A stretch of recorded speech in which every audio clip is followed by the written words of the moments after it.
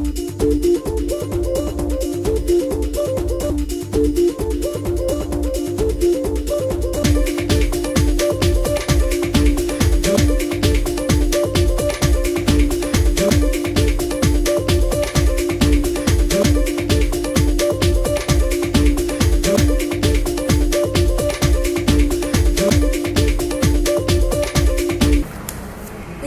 has the largest network of railways in the world. The railways are a part of every Indian's day-to-day life, be it the cities or remote towns, deserts or mountains. Indian railways have unified the country.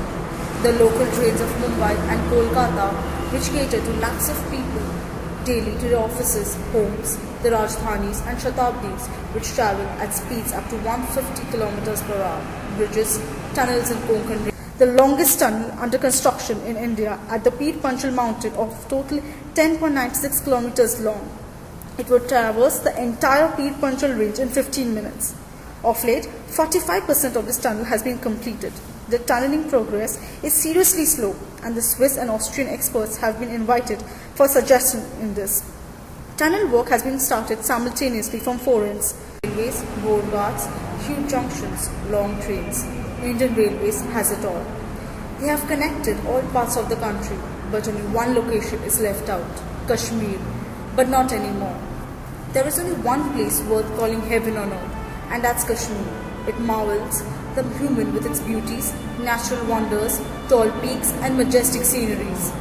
Yet this land remains unexplored by the common man. That's because challenges faced over crossing the aggressive face of Himalayas are too many. There's little connectivity here. India sharing a major part of this wonderful land. It's also a land of strategic importance and defense purposes. Indians have been faced with the challenge of providing permanent connectivity to Kashmir amidst various possible options.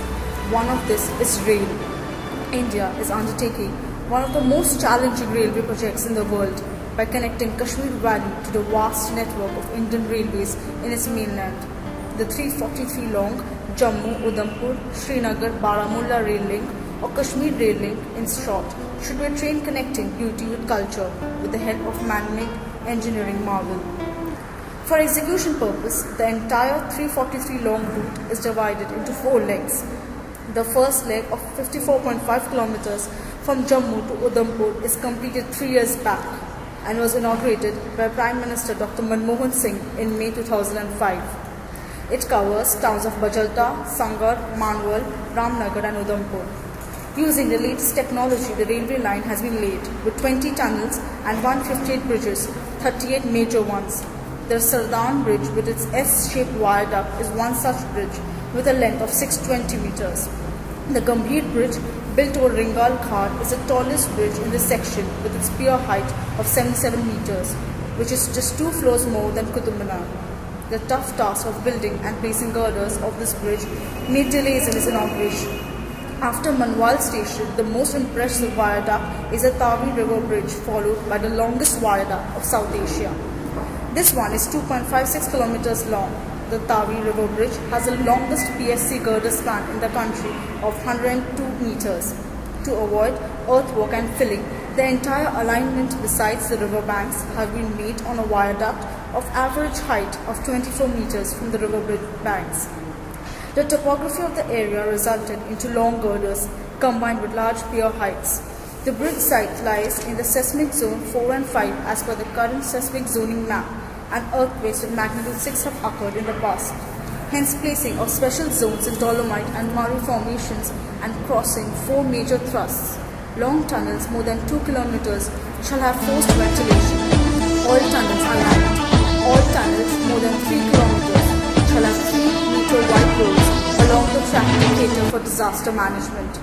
The various problems in tunnel digging and boring are water inflow and karstic limestones, rock bursts in high overburden, squeezing rock conditions, and soft ground at both the portals. Moving onwards from the Tavi River Viaduct, a series of tunnels followed by rolling meadows gets us near the Dudhar River Valley, over which impressive 67 meters high, 220 meter long Dudhar Bridge is built. 4 tunnels have been made ballastless, that is, the crushed aggregates below the railway line bed are absent. The next leg from Udhampur to Katra is almost complete. The tunnelling through Shivalik ranges of Himalayas is an extremely arduous and hazardous task. There have been tunnel collapses, heaving and buckling problems, water seepage, ventilation and many such difficulties. Tunnelling in boundary and following soil conditions are being carried where free-standing time is even less than half hour. 11 of 25 kilometers of this section is in tunnels, whereas there are 9 major bridges on this section. The most impressive is the humongous Jhajjar Khat Bridge, which is the largest single simply supported span and tallest pier on Indian Railways. This is situated across Jhajjar Khat at 20 kilometers from Udhampur. It has 2 spans of triangulated truss girders of span 153.4 kilometers each. Both the abutments are resting on well foundations. The central pier rests on a 6-meter high pedestals. The outer diameter of pier at bottom is 18 meters, whereas at top it's 10 meters. This bridge has been completed, but due to a tunnel collapse near Udhampur, no trains can go through this route. We suggest that it won't be possible to work on the same alignment. Building a tunnel would mean its repeated collapses. We suggest a new alignment, which would avoid a tunnel completely at a location after Udhampur. This would make a 1.8 kilometers longer route with a sharper gradient, with deeper cutting. But this can avoid a tunnel completely in the area. It would be easier to build this. The only problem is a new route suggested would pass over 23 houses in Udhampur suburbs. Proper rehabilitation would make some delays though. Katra, the destination for Vaishnav Devi Shrine, would remain as the main terminus for many trains to be extended from Jammu, making the tour to Vaishnav Devi simpler. The third leg of 143 kilometers from Katra to Kazigund is invariably the toughest one. It includes 80 tunnels of total length of 112 kilometers, including the longest one being the T80 of 10.96 kilometers through the mighty Peer Panjal ranges. There are over 100 major bridges over this section. The Chenab and Anji Khat Bridge are 2 mega arch bridges under construction for the first time in Indian Railways. These special bridges on Chenab and Anji Khat are having height of 359 meters and 186 meters respectively from bed level, and bridge locations fall in seismic zone 5, where wind velocity is also extreme. Bridges of such features have not been constructed in India so far. Probably these bridges will be unique bridges globally once constructed. The structural concept of bridges over River Chenab Anji Khat is for a large arch to span across the river with approaches viaduct on either side. For Chenab Bridge, the arch proposed is a 505-meter long 2-rib arch made from large steel trusses. The cords of the trusses will be sealed steel boxes filled with concrete. To add to this, a viaduct portion of 810 meters long will add up to this arch. As per the latest news, the viaduct portion has been completed and the arch construction has just started. 2 portals and 2 shafts. This tunnel would be completed by May 2012. Upon coming out from the Peer Panjal tunnel, we would enter Kazigund, the first station in Kashmir Valley. Since most of the diesel single line of broad gauge is inside tunnels, this would cause suffocation and extra load on ventilators. To avoid this, we are suggesting electrification of the entire third leg of Kashmir Railways from Katra to Kazigund. This would be an isolated stretch for electrification. The power supply can be taken from Balihar Dam project over Chenab River, and a power station can be made at Banihal. A diesel engine can transfer all the necessary electric locomotives at Katra, from where the electric locomotives can work as bankers as well as can haul the trains. This would be similar to Karjat-Lonavala section of Indian Railways. The fourth leg from Kazigund to Baramulla is almost completed. An isolated stretch from Anantnag to Rajwant Shahar has already been completed and train services started in this section from 11 November 2008. Aerodynamic diesel multiple units are used as local trains and they cover 66 km distance in 1 hour 20 minutes. Speed tests up to 120 km per hour have been made perfect on this line. Initially, these coaches were transported by National Highway 1 by special trailers and then assembled. This line joins almost all cities in this region from Anantnag, Avantipura, Budgam, Kakapura, Srinagar and Baramulla etc. Right now, 2 services daily operate from Anantnag to Rajwant Shahar. Srinagar railway station is a uniquely designed railway station with wooden aesthetics so as to match with Kashmiri culture. The train has automatic heating system, posh interiors, luxurious seats, large windows for a better view of Kashmiri mainland at a cheaper rate. The fourth leg doesn't involve any tunnels, but it involves numerous bridging over Jhelum River and its tributaries. A total of 550 bridges have been built. The Kashmir Railway will connect the Indian Railway trains up to Baramulla, the last station before Indian borders. This would prove to be strategically important for a few cases, but not all. For this, we have developed a new route from Anantnag to Kargil, 170 kilometers, of which 45 kilometer route will be inside of 24 tunnels. This route would pass through Pahalgam, Sonmarg Road, Baltal, 10 kilometers away from Amarnath, Zojila, Minmarg, Dras and Kargil. If done, the longest tunnel in the section is of 11.3 kilometers long. The route from Anantnag to Zojila would cover a 6,000 feet rise in the railway level in 86 kilometers. A straight Leader River viaduct has to be made across Pahalgam and Leader Valley as tall as 156 meters. The toughest portion is Pahalgam to Zojila. Only a trekking route exists. If made, this route has to have bankers pushing engines at steeper gradients attached permanently till Zojila. It has a steep gradient of 1 in 35, never tried on Indian railways ever. The rail would then follow the Srinagar railway highway from the other side of the river to Dras, from where it would take a shorter route to Kargil. Just before Zojila, there exists a valley of height more than 2,000 feet if it has to be approached from Srinagar side. So building a rail line in the steep gradient is impossible. Hence the necessity to make a curved cable-stayed bridge over a valley from Baltal Road to Amarnath Road. This bridge needs to be built over Amarnath Valley, which is about 500 meters deep. A normal girder bridge would not work for longer spans. An arch bridge won't work on slopes. An arch bridge won't work as the slopes on both the sides are extremely steep. A suspension bridge won't take the load on a railway. The only option left is a cable-stayed bridge. The 864 meters long Amarnath cable-stayed bridge would come up on this ambitious line as the second tallest bridge in the world. Its deck height would be 197 meters from river water level and total height of the bridge would be 240 meters.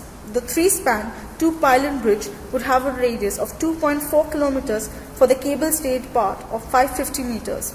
The remaining portion would be a PSC girder curve of 5 piers and an abutment, each of span 56.8 meters and variable heights. The metallic deck would consist of 7 spans. The deck would have an inverse airfoil shape, providing negative lift in strong wind conditions.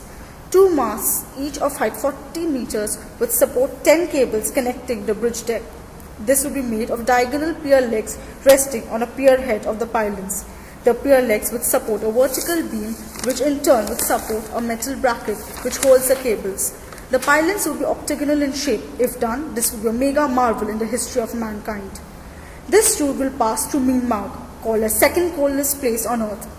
Here the region remains cut off from the rest of the country by the land for 6 months a year due to heavy snowfall and temperatures dropping to as low as minus 45 degrees, making a railway with usual concreting methods won't work. Special hollow piers have to be made. The aggregates used in cement have to be preheated before use. Air entering agents have to be added. The cheapest available would be Vitha powder for curing and setting appropriate warmth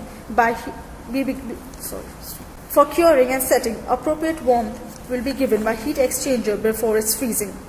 Quick setting cement will be used for rapid results and chloride content in the cement would be increased. At Matyan, there is permafrost. China's Goldmund-Lhasa rail line is the best example to tackle this problem. The 1100 kilometer long line passes some 500 kilometers on permafrost. It has been made of huge viaducts to avoid sinkage of the line. The Matyan viaduct would be 8.5 kilometers long. This would be followed by 2 long viaducts to directly reach Dras. We also suggest a unique method of heat pump be used for heating up the railway coaches. The principle will be exactly reverse of that of a refrigerator. This would absorb heat by motor from outside and release it inside the train, thereby ensuring minimum heat escape to the atmosphere. Further, due to heavy snowfall, ice-breaking cattle guards will be placed at entry engine front so that they can shovel away the snow, or else the tracks will be made of ballastless and sloping to one side so that the snow cannot accumulate at one place. This new line, if ever made, would prove a boon for the undeveloped region of Kargil and Leh. At the same time, it would strengthen up the security of the country, and it would ensure entire battalions being transformed to Kargil within a fortnight.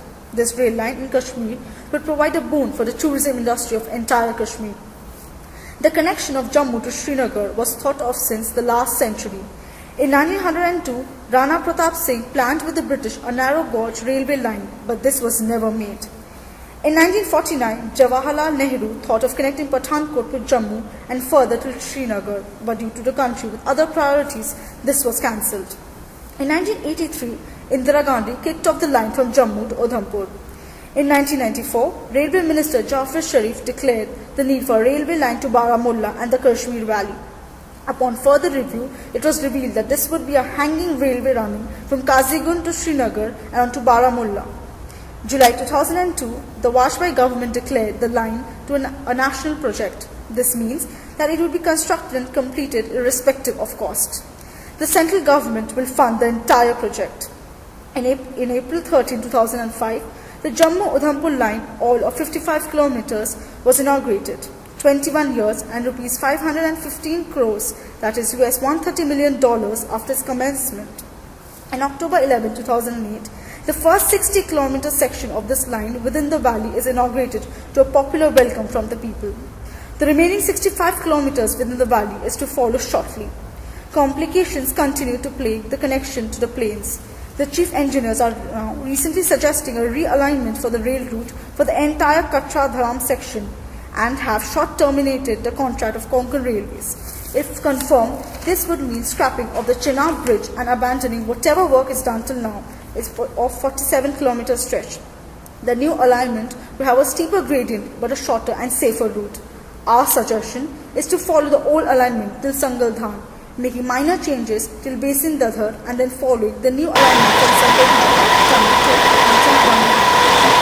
The plan is long, the expectations are large. The route is difficult. Many problems come in battalions. None would conquer the Himalayas or the destiny. We engineers make it possible, be it mountain tunnel bridges or sea. Nothing is difficult for us. All our team of the Mega Freedom trained Kashmir Code to local school members every Kashmir to connect to the mainland by road is made